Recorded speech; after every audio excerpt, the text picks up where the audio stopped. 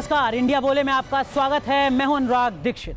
News nation की ये विशेष प्रस्तुति है जिसमें हम बात करते हैं आपके सरोकारों की, उठाते हैं वो मुद्दे जिन पर आपका, हमारा, पूरे इंडिया का बोलना बेहद जरूरी है। और इसी मुहिम के तहत आज बात देश की खेल नीति की। एक पटरी पर सर्दी में अपनी तकदीर पर रोए, दूजा जुल्फों की छांव में सुख की सेज पर सोए, राज सिंहासन पर एक बैठा और एक उसका दास। देश में खेल की दुनिया का क्या हाल है, इन शब्दों में बयां किया जा सकता है। एक तरफ क्रिकेट की चमचमाती दुनिया है तो दूसरी तरफ देश में और भी खेल हैं जहां उदासी का बसेरा है। हमारे यहाँ खेल का मतलब सिर्फ और सिर्फ क्रिकेट माना जाता रहा है। हर बच्चा क्रिकेट खेलना चाहता है, हर बच्चा क्रिकेटर बनना चाहता है। सचिन तेंदुलकर, महेंद्र सिंह धोनी या विराट कोहली हर किसी के आदर्श हैं।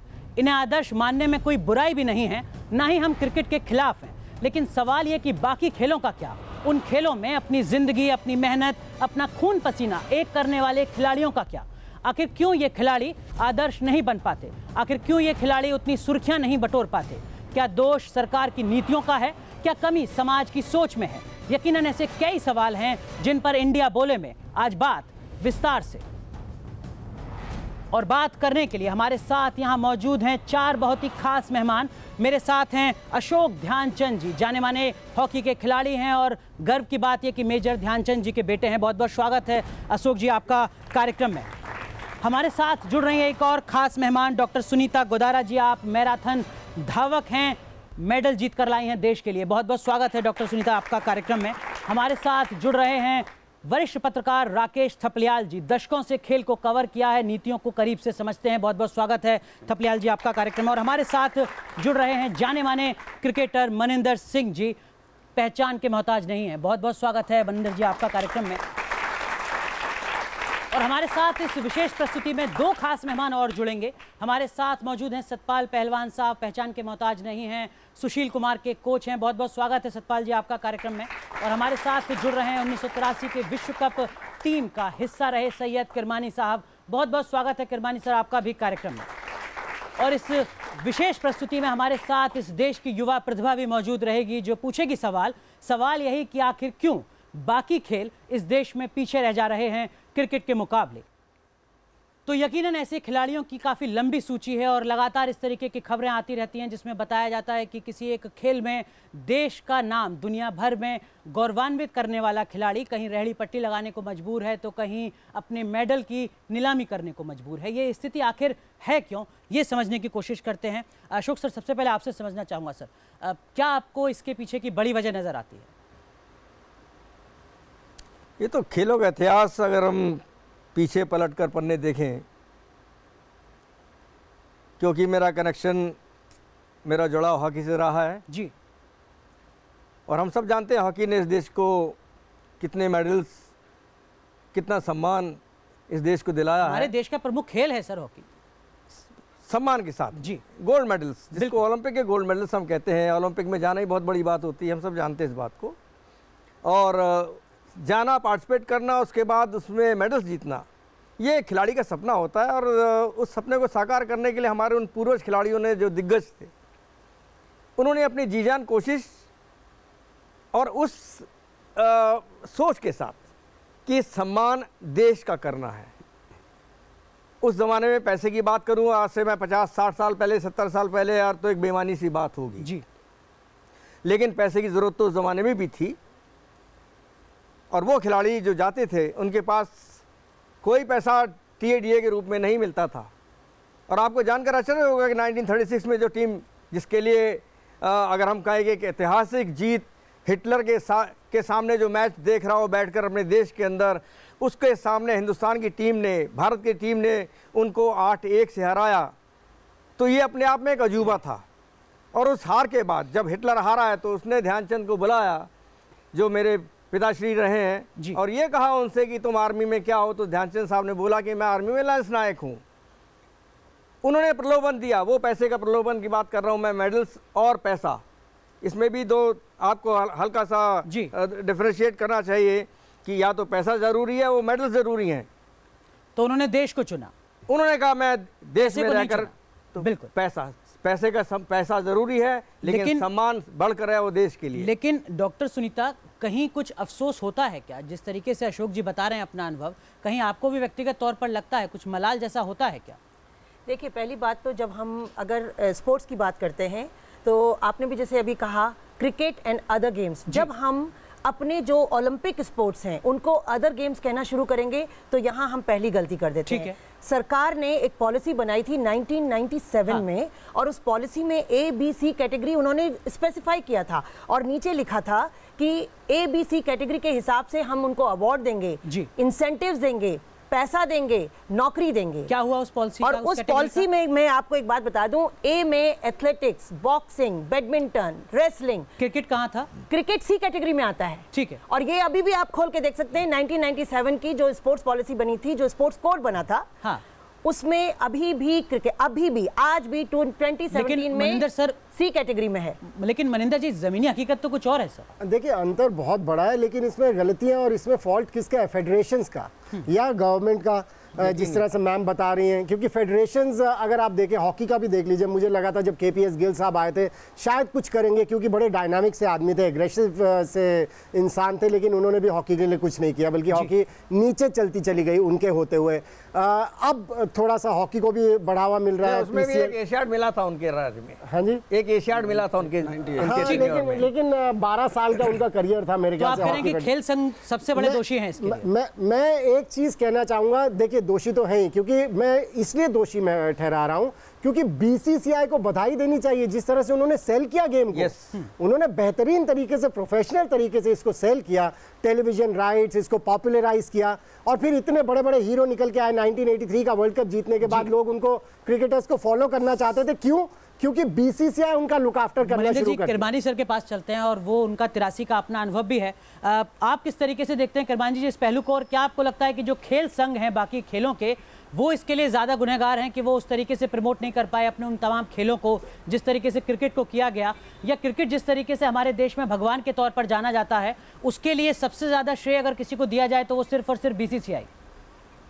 जी हाँ, बिल्कुल। यहाँ पे हमारे ज़माने में भी उस टाइम पे टेलीविज़न कवरेज नहीं था, जहाँ पे स्पॉन्सर्स नहीं आ सकते थे, जबकि टेलीविज़न आ चुका है और सारे के सारे प्रोडक्ट, सारे के सारे स्पॉन्सर्स जमे हुए हैं। वहाँ पे हमारे को एनकरेजमेंट दिया गया, और सबसे पॉपुलर गेम जैसे कि हर कोई मानता है कि भाई क्रिकेट ही एक रिलीजन बन चुका है, और ज़्यादा से ज़्यादा सामीन इसी को देखने आते हैं, दर्शक इसी को देखने आते हैं। जबकि जैसे कि छोटे मोटे मेजर गेम्स जैसे कि हैं, बैडमिंटन है, टेक्वांडो है, या बॉक्सिंग है, या वेट लिफ्टिंग है, वहाँ पे कौन आते हैं देखने के लिए? तो आप कह रहे हैं कि आज़ाद भारत में स्पोर्ट्स मिनिस्ट्री ने या उन तमाम लोगों ने कभी उन बाकी खेलों को उतनी तवज्जो दी नहीं जितनी दी जानी चाहिए थी। सतपाल पहलवान, आपसे समझना चाहूँगा, क्या आप इस पक्ष से सहमत हैं? सर अनुराग जी, ऐसा है कि आज जैसे आपने कहा कि क्रिकेट के खिलाड़ी, क्रिकेट ठीक है, उनकी जो क्रिकेट जो बोर्ड है उन्होंने बहुत कुछ किया, लेकिन अगर भारत में आप देखें तो आज अगर इंडिविजुअल गेम में, किसी भी गेम में सबसे ज़्यादा मेडल हैं तो कुश्ती में है जी। और वो भी जो आपने कहा कि एक आदर्श खिलाड़ियों का, तो सुशील कुमार जो एक अकेला खिलाड़ी है जिसने भारत को 2 मेडल दिए लगातार। तो ऐसा नहीं है कि बाकी खेल भी अपनी पहचान बनाने में आगे रहे हैं, लेकिन इसमें बहुत गुंजाइश है जी। नहीं, क्रिकेट से तो बहुत पीछे हैं। ये तो एक सुशील जैसा स्टार, और बाकी अभी भी पिछले ओलंपिक में भारत को सिर्फ 2 मेडल आए थे, एक कुश्ती में और एक बैडमिंटन में।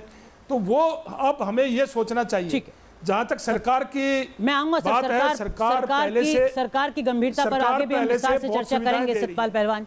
लेकिन राकेश थपलियाल, स्थिति है क्या सर? जर्मनी में हमारी एक खिलाड़ी जाती हैं, वहाँ उनको भीख मांगनी पड़ती है क्योंकि सरकार की तरफ से जो पैसा पहुँचना था उनके खाते में वो पहुँचा नहीं, और वो भीख मांगने के बाद वहाँ पर अपने दिन बिताती हैं, और उसके बाद भी वो भारत के लिए मेडल लाती हैं। KD जाधव के परिवार से अभी हाल में खबर आती है जिसमें वो कहते हैं कि उनको अपना पदक नीलाम करना होगा। क्या ये स्थिति है हमारे देश में खेल को लेकर? देखिए, इसके लिए फेडरेशन जो है ना वो काफ़ी दोषी है। उन्होंने कभी एक सिस्टमेटिक ढंग से काम नहीं किया। फेडरेशन जो है आपस के लड़ाई झगड़ों में रहते हैं। लड़ाई झगड़े BCCI में भी कम नहीं होते, लेकिन उन्होंने एक सिस्टम जो बना के रखा वो चलता रहा है सिस्टम। आज भी सुप्रीम कोर्ट का इतना डंडा चलने के बावजूद भी एक BCCI का सिस्टम चल रहा है। खिलाड़ी खेल रहे हैं, टीम जीत रही है, खिलाड़ियों की कमाई हो रही है, सब कुछ हो रही है, लेकिन बाकी खेलों की जो फेडरेशंस हैं उन्होंने कभी ढंग से काम नहीं किया। बिल्कुल, लेकिन यहाँ पे जो युवा खिलाड़ी हैं, युवा प्रतिभा हैं, उनसे भी एक बार जानते हैं कि उनके किस तरीके के सवाल हैं और अलग अलग खेल से जुड़े यहाँ पर मौजूद हैं प्रतिभाएं। आपका सवाल? मेरा सवाल ये है कि जैसे क्रिकेट के टीम को तवज्जो दिया जाता है, वो शो टीवी पे शो होता है उसका, जब कोई भी क्रिकेट चालू होता है, ये हमारे गेम को क्यों नहीं दिया जाता? हमारा जो ताइक्वांडो गेम है वो कभी शो होते ही नहीं है। मुझे लगता है कि क्रिकेट को ज़्यादा स्पॉन्सर्स मिल जाते हैं और अदर्स गेम्स को स्पॉन्सर नहीं मिल पाते हैं, शायद ये एक वजह है। स्पॉन्सरशिप एक बड़ी वजह है। आपका सवाल? जी, मेरा सवाल ये है कि मैं 3 साल से ताइक्वांडो प्रैक्टिस कर रहा हूँ, तो मेरे को ब्लैक बेल्ट मिल चुकी है, लेकिन मैं जो है नेशनल भी खेल चुका हूँ, तो मुझे टीवी में क्यों नहीं दिखाया गया? सर बेसिकली हम लोग फॉरेन कंट्रीज़ को कॉपी करते हैं, हम इंग्लैंड को कॉपी करते हैं और देश इसको कॉपी करते हैं, लेकिन हम गेम्स में क्यों कॉपी नहीं करते? उनका बेसिक लेवल देखा जाए और देशों का, तो वो लोग अपने प्लेयर को ऑब्जर्व करते हैं, ज़मीनी स्तर से उन्हें उनकी केयर करते हैं। क्रिकेट में स्पॉन्सर ज़्यादा होने से ही इसको तवज्जो दी जाती है, अदर गेम में नहीं है स्पॉन्सर, इसलिए उसको तवज्जो नहीं दी जाती। ठीक है, तो सवाल यही है कि तवज्जो सिर्फ क्रिकेट को क्यों दी जा रही है, बाकी खेलों को उतनी क्यों नहीं दी जा रही? स्पॉन्सरशिप को भी लेकर सवाल है, प्रचार को लेकर भी सवाल है, यकीनन ढेरों ऐसे सवाल हैं। मनिंदर जी, एक सवाल आपसे, बीसीसीआई की जो स्थिति बेहतर हुई है सर, वहाँ पर भी तो इंसान ही काम करते हैं, वहाँ एलियन काम तो नहीं करते हैं, तो वहाँ पर क्या प्रोफेशनलिज्म है? मैं आपको एक किस्सा बताता हूँ। मैं SAI स्टेडियम, जो इंडिया गेट पे ध्यानचंद स्टेडियम है, वहाँ प्रैक्टिस किया करता था और मैं 15 साल का था और 14-15 साल का था, और मैंने अपनी हॉकी टीम को एक पूरे हॉल में सोते हुए देखा है, और वो सोच के मुझे आज तक दुख होता है कि किस तरह से हॉकी इंडिया की टीम थी और किस तरह से उनको हैंडल किया जा रहा था। मध्य प्रदेश के खरगोन से खबर आई कि वहां पर राष्ट्रीय खिलाड़ियों को 100 खिलाड़ियों को एक हॉल में सोने दिया गया, उनसे कहा गया कि आप यहाँ पर सो जाइए। मैंने तो राष्ट्रीय खिलाड़ियों के नेशनल्स के अंदर अनुराग यही हो रहा है, आज भी यही हो रहा है। छोटी सी चीज और कहना चाहूंगा, जब उनका ब्रेकफास्ट आया तो उसमें 2 समोसे थे और एक इतने बड़े ड्रम में ऑरेंज जूस था जिसमें पानी डाला जा रहा था और वो उन खिलाड़ियों को दिया जा रहा था। तो ये क्रिकेट, ये बीसीसीआई ने नहीं होने दिया। बीसीसीआई ने नहीं होने दिया। अशोक ध्यानचंद जी, 2015-16 के सर आंकड़े में देख रहा था, बीसीसीआई की जो कमाई है वो 1350 करोड़ रुपए है और हॉकी संघ की जो कमाई है वो 100 करोड़ से कम है। 100 करोड़ और 1400 करोड़, ये जो बीच का अंतर है सर, ये सिर्फ एक व्यक्ति की कमी के चलते है, वो व्यक्ति जो प्रोफेशनल तरीके से खेल संघ को आगे बढ़ा दे। क्या वास्तव में ऐसा है क्या? नहीं, इसमें आप सालों का योगदान तो देखिए। 15-16 की बात कर रहे हैं, क्रिकेट शुरू कब से हुआ है? इसके अंदर कैरी पैकर साहब ने जो एक प्रोफेशनलिज्म लाए थे, पैसे का इजाफा किया, जिसके अंदर हमारे कई खिलाड़ियों ने बायकॉट किया था, मुझे याद है इस बात को। और उसके पहले तक क्रिकेटियर्स को 50 रुपये का DA मिलता था। मंदर साहब, ये भी हकीकत है। बिल्कुल। हॉकी वालों को जरूर 30 रुपए मिलते थे, उनको 50 मिलते थे। अंतर तब भी था, अंतर था, क्योंकि ये तो राजशाही खेल रहा है। आज भी अगर हम इसको माने तो ब्रिटिश एम्पायर का बना हुआ खेल है, जो आज हम उसको अच्छे ढंग से अडॉप्ट कर लिया। सुनीता, एक चीज मैं आपसे समझना चाहूंगा, बीसीसीआई बहुत प्रोफेशनल तरीके से काम करता है, डालमिया साहब ने तस्वीर बदल कर रख दी क्रिकेट की भारत में, आखिर कब तक इंतजार करेंगे बाकी खेल संघ उससे सीखने के लिए, सबक लेने के लिए? हमारी जो फेडरेशंस चल रही हैं, जहां पर पैसा कम है, ये पैसा इसीलिए कम है कि वो जिसको इंस्टीट्यूशन के लिए की तरह चलाना चाहिए, उसको वो शॉप की तरह चलाते हैं। अंतर कहाँ है? बीसीसीआई जो है वो अपने खिलाड़ियों को प्रोडक्ट मानता है। मनिंदर साहब, एक चीज मैं आपसे समझना चाहूंगा, 1947 में हम आजाद हुए और 37 साल लग गए इस देश में पहली राष्ट्रीय खेल नीति बनाने के लिए। क्या आपको लगता है कि सरकारों के स्तर पर कितनी गंभीरता रही है? ये एक इसकी मिसाल है। देखिए, पहले तो खेलों को तवज्जो दिया ही नहीं जाता था, ये तो अब शुरू हुआ है कुछ पिछले 30-35 सालों से। लेकिन एक चीज़ ज़रूर कहना चाहूँगा कि अब बाकी खेलों की तरफ भी तवज्जो दिया जा रहा है, ऐसी बात नहीं है, लेकिन हाँ ये है कि बहुत स्लो है।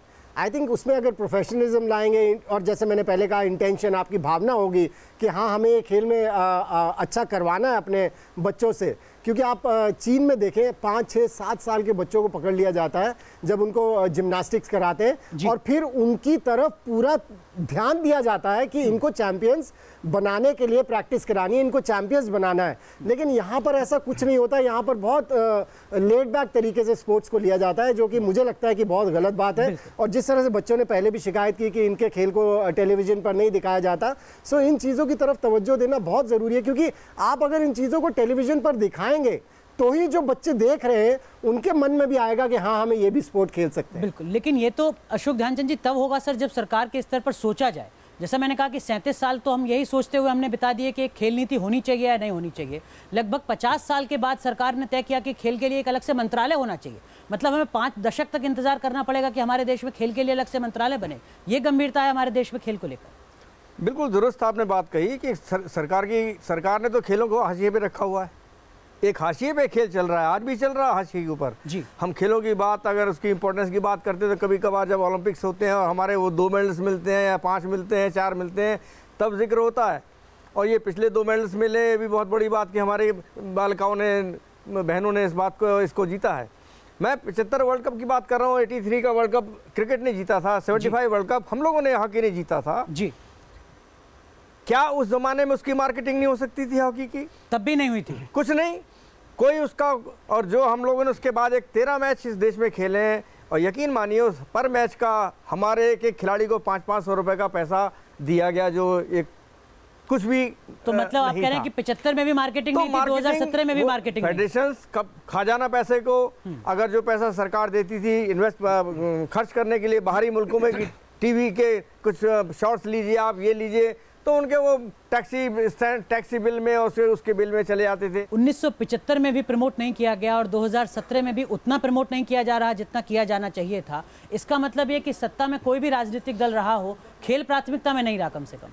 देखिए सरकार को क्या करना चाहिए, खेल को वो प्राथमिकता कब देते हैं जब कोई मेजर टूर्नामेंट आते हैं, ओलंपिक्स हो गया, कॉमनवेल्थ हो गया, एशियन गेम्स हो गया। लेकिन उन्हें पहले अपनी ही पॉलिसी, अपना ही कोड तो खोल के देख लें कि उसमें उन्होंने किन ओलंपिक स्पोर्ट्स हैं, हमारे बाकी स्पोर्ट्स नहीं है, हम अदर स्पोर्ट्स नहीं हैं, हम सब ओलंपिक स्पोर्ट्स वाले बैठे हुए हैं यहाँ पर।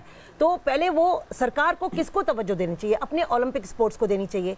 उनके पास क्या मेडलिस्ट नहीं है? अभी हर रेसलिंग में आ गए, बैडमिंटन में आ गए, अभी तो हमारी वो जिम्नास्टिक ने भी इतना अच्छा किया। जहां भी मेडल प्रोस्पेक्ट्स आ रहे हैं, एशियन गेम्स में तो बहुत सारे ओलंपिक स्पोर्ट में मेडल हैं, एथलेटिक्स में भी हैं। तो जहां पे 200 कंट्री खेलती हैं, उन स्पोर्ट्स को नेशनल लेवल से ही अगर वो तवज्जो देना शुरू करें, लेकिन वो भी क्रिकेट को ही दे रहे हैं, अपनी ही पॉलिसी खोल लें और उसको अगर फॉलो करना शुरू करें तो अपने आप ओलंपिक स्पोर्ट्स को उनको करना पड़ेगा, क्योंकि उन्होंने उसमें पॉलिसी में लिखा है। कृपानी साहब, क्या आपको लगता है सर कि सरकारों को जितना सीरियस होना चाहिए था, और जब मैं सरकारों कह रहा हूं तो मैं केंद्र सरकार भी पिछले 5-6 दशक की और राज्य सरकार भी, क्योंकि खेल राज्यों का विषय है संविधान के हिसाब से, क्या आपको लगता है कि सरकार उतनी गंभीर नहीं रही आज तक जितना उन्हें होना चाहिए था इस युवा आबादी वाले मुल्क में? यही मेरी ये सिंसियर ओपिनियन है कि भाई एक रेप्यूटेड खिलाड़ी को वहाँ पे डिप्टी मिनिस्टर ऑफ स्पोर्ट्स बोल के एट द नेशनल लेवल वहाँ पे उसको रखनी चाहिए ताकि वो सजेस्ट करें।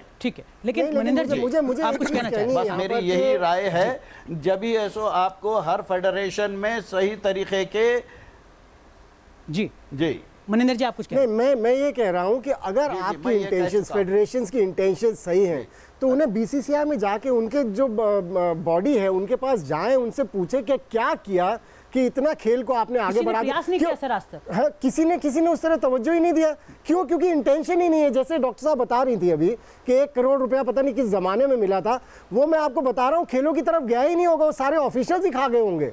उनके टैक्सी बिल्स जिस तरह से बता रहे थे अशोक भाई, ये सब खाने के बिल्स, टैक्सीज के बिल्स, किस तरह से खा लिया जाए पैसा, उस तरफ ज्यादा ध्यान दिया जाता है। अगर इंटेंशन सही है, आप अब एक चीज देखिए, लेटेस्ट देखिए, हमारी भारतीय क्रिकेट टीम लड़कियों की फाइनल पहुंची, बिल्कुल लगभग जीत गई और बीसीसीआई के अंडर है। सो बीसीसीआई कितना ख्याल रख रही है उनकी, और आगे आने वाले टाइम में देखिएगा वो किस तरह से विमेंस क्रिकेट को भी किस तरह से पॉपुलराइज करते हैं। सो ये एक उदाहरण है कि बीसीसीआई के पास कोई चीज जाती है तो उसको किस तरह से ऊपर ले जाते हैं, तो बाकी फेडरेशंस तो मामला इंटेंशन पर आकर अटकता है। लेकिन सतपाल पहलवान साहब, एक चीज मैं आपसे समझना चाहूंगा सर, और वो सरकार की इंटेंशन 2008-9 में केंद्र सरकार ने एक कार्यक्रम शुरू किया जिसका नाम था पायका। वो पायका आगे चल के राजीव गांधी खेल अभियान के तौर पर बढ़ा और उसके बाद मौजूदा दौर में वो खेलो इंडिया के तौर पर आगे बढ़ रहा है। 2008-9 से पायका के अब तक के आंकड़े हैं सर मेरे पास। उस वक्त 6 लाख गांव वाले इस देश में पायका के तहत 92 करोड़ रुपए दिए गए थे। औसतन हर गांव में पूरे साल खेल को प्रोत्साहित करने के लिए 1500 रुपए। क्या आपको लगता है कि वाकई सरकारें गंभीर रही हैं सर? 1500 रुपए में गाँव। अनुराग जी, ऐसा है कि सरकार बहुत कोशिश कर रही है, बहुत, जैसे आपने बताया कि 6 लाख गांव जोड़े, लेकिन सबसे जो ज़रूरी है वो क्या है कि जो हमारे गेम है इसमें एक जो खिलाड़ी आते हैं वो गरीब परिवार से, मध्यम परिवार से होते हैं, तो उनका टारगेट नौकरी तक होता है जी। तो वो हमें करना चाहिए जो क्रिकेट ने किया, हमें क्रिकेट से सीखना चाहिए कि वो खिलाड़ी अब नेशनल चैंपियन हो गया तो उसका टारगेट रहेगा कि मुझे जॉब मिल जाए, क्योंकि वो इतने गरीब घर से है या मध्यम परिवार से है। तो मेरा ये मानना है कि अगर सरकार जितनी पॉलिसी अब बना रही है जी, अभी सरकार ने बहुत कोशिश की है कि फेडरेशन को ज़्यादा से ज़्यादा साथ लेके अच्छे तरीके से सिलेक्शन करके काम करे, लेकिन क्योंकि गुंजाइश बहुत बड़ी गुंजाइश है, जब हमने उसमें सुधार लाना है तो एक खिलाड़ी है अगर उसकी नौकरी लग गई तो उसका लक्ष्य खत्म हो गया।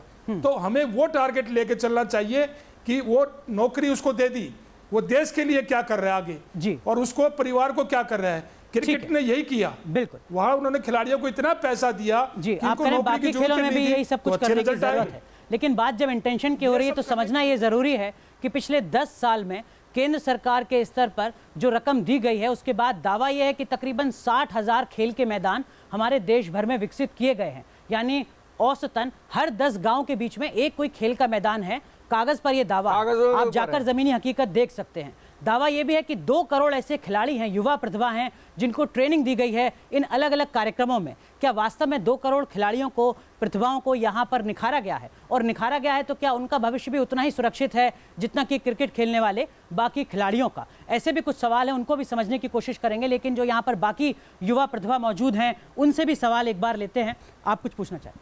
सर, मेरा क्वेश्चन करियर बेसिस पे है कि अगर कोई ताइक्वांडो का स्टूडेंट है वो ये क्यों नहीं सोचता कि मैं उसमें अपना फ्यूचर बना सकूं?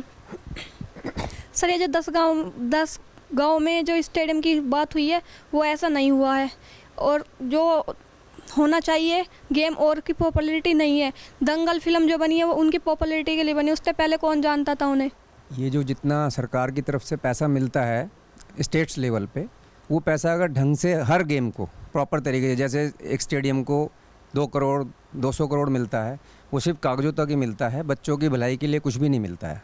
सर, मेरा सवाल ये है कि इसमें वो स्टेट नेशनल लेवल पे लोगों को, प्लेयर्स को कंफर्ट नहीं दिया जाता है, तो इसके खिलाफ वो फेडरेशन के खिलाफ एक्शन क्यों नहीं लिया जाता? ठीक है, तो एक्शन क्यों नहीं लिया जाता, सवाल ये भी है। लेकिन थपलियाल साहब, सवाल आपसे, सर, वो जो 60,000 खेल मैदान विकसित करने की बात की जाती है सरकार के स्तर पर, क्या वास्तव में ऐसा आपको भी नज़र आता है क्या? और अगर नहीं तो वो पैसा आखिर जा कहाँ रहा है? देखिए अनुराग जी, कुछ पॉइंट है, मैं बताता हूँ कि मेरे पिछले 2-1 महीने के दौरान खेल मंत्री विजय गोयल साहब से काफ़ी इंटरेक्शन हुआ, इस मामले में काफ़ी बहस भी हुई है, तो मैं उनकी चीज़ें बताता हूँ। जैसे आपने शुरू में जिक्र किया था कि खेल जो है वो राज्य का सब्जेक्ट है।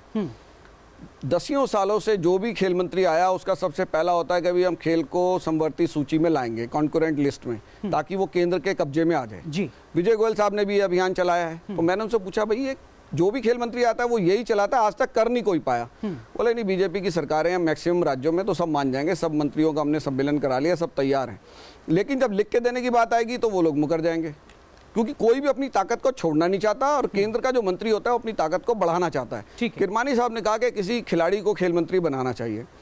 इस बार की जो केंद्र सरकार है उसमें एक ओलंपिक मेडलिस्ट, निशानेबाज राज्यवर्धन राठौर साहब इंफॉर्मेशन ब्रॉडकास्टिंग में स्टेट मिनिस्टर हैं। एक खिलाड़ी को आपने मंत्री तो बना रखा है, लेकिन खेल मंत्रालय में नहीं बना रखा। और विजय गोयल साहब जब भी किसी फंक्शन में जाते हैं कहीं, सबसे पहले वो बताते हैं कि भाई मैं खिलाड़ी रहा हूँ, मैं खो खो का खिलाड़ी रहा हूँ, मैं बास्केटबॉल का खिलाड़ी रहा हूँ, खो खो का मैं राष्ट्रीय स्तर का खिलाड़ी रहा हूँ। खो खो की स्थिति क्या है, मतलब जिस खेल का खिलाड़ी हमारा मंत्री बोलता है कि मैं रहा हूं, उस खेल की स्थिति क्या है देश के अंदर जी। खो खो तो ग्रामीण इलाकों में खेला जाने वाला खेल है, स्कूलों में खेला जाने वाला। आप मैदानों की बात कर रहे हैं, मैं आपको दिल्ली के एग्जांपल बताता हूं कि दिल्ली के कॉलेजों के जो मैदान हैं वो छोटे किए जा रहे हैं, क्योंकि पार्किंग के लिए जगह चाहिए, हालांकि बिल्डिंग के लिए चाहिए। 2009 का कानून है, वो कहता है कि हर स्कूल में एक खेल का मैदान हो, वो कहता है कि हर स्कूल में एक टीचर हो। नहीं तो एक टीचर बताइए ना, आप क्या कर पाएगा पूरे उसके अंदर? मैदानों पे तो आप पार्क हैं, पार्कों पे जो पार्षद हैं, निगम पार्षद हैं, वो जाके बच्चों को धमकाते हैं कि भाई आप खेलिए मत। ठीक है, तो आप करें कि जमीन खेलना बंद कीजिए, यहाँ घूमने के लिए। बिल्कुल, लेकिन कागजों में दावा कुछ, वो तमाम स्टेक होल्डर्स जो इन खेलों को आगे ले जाने में जिनकी अहम भूमिका है, क्या कुछ उन्हें करना जरूरी है आपके हिसाब से? जी हाँ, बिल्कुल। यहाँ पे फुल सिंसियरिटी होनी चाहिए और इरादे ये होनी चाहिए कि भाई हमारे खिलाड़ियों को कैसे इनकरेजमेंट किया जाए, कैसे इनके इंसेंटिव्स बढ़ाया जाए और किस तरीके से इनकी देखभाल की जाए, ये सोच होनी चाहिए। सतपाल पहलवान साहब, क्या इस समस्या का समाधान ये हो सकता है कि खेल का अनुभव रखने वाले किसी राजनेता को खेल मंत्री बना दिया जाए और उसके बाद फिर ये बहस बेमानी हो जाएगी? क्या ये व्यवहारिक है? नहीं अनुराग जी, बिल्कुल।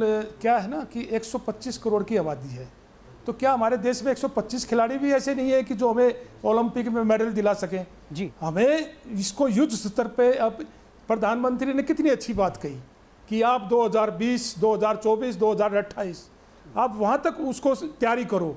हमें अब इसमें लेना पड़ेगा। निंदर साहब, आपके सुझाव, क्या कुछ करना जरूरी है? देखिए, अभी सुप्रीम कोर्ट का ऑर्डर आने वाला है बीसीसीआई के खिलाफ, कुछ ना कुछ तो ऐसा होने वाला है। मुझे लगता है जिनको दोबारा से बीसीसीआई में एंटर नहीं करने दिया जाएगा, बाकी फेडरेशंस को उनको पकड़ लेना चाहिए। क्योंकि अगर आप जैसे श्रीनिवासन साहब की बात करें, उन्होंने भी पैसे में काफ़ी इजाफा किया। हालांकि मैं उनकी कुछ नीतियों से नहीं मानता था, लेकिन ऐसे लोगों को पकड़ना चाहिए फेडरेशंस को कि आपने क्या किया कि खेल को इतने बेहतरीन तरीके से आप बेच पाए। शरद पवार साहब हैं जिन्होंने बीसीसीआई में इतने टाइम रहे और उन्हें भी पता है कि किस तरह से पैसा बढ़ाया गया बीसीसीआई में। थपलियाल साहब, आपके हिसाब से क्या सर वो पेशेवरों की जो कमी है सिर्फ उसी को पूरा करना है बेहतर इंटेंशन के साथ? देखिए, इंटेंशन तो आपकी अच्छी चाहिए। आज नेशनल स्टेडियम में जो गृह मंत्रालय उसके दफ्तर खोले जा रहे हैं, खिलाड़ियों को, अधिकारियों को कमरे से बाहर किया जा रहा है। खेल मंत्री ने इसका विरोध भी किया, उन्होंने मुझसे खुद बोला कि मैंने इसको रुकवा दिया है।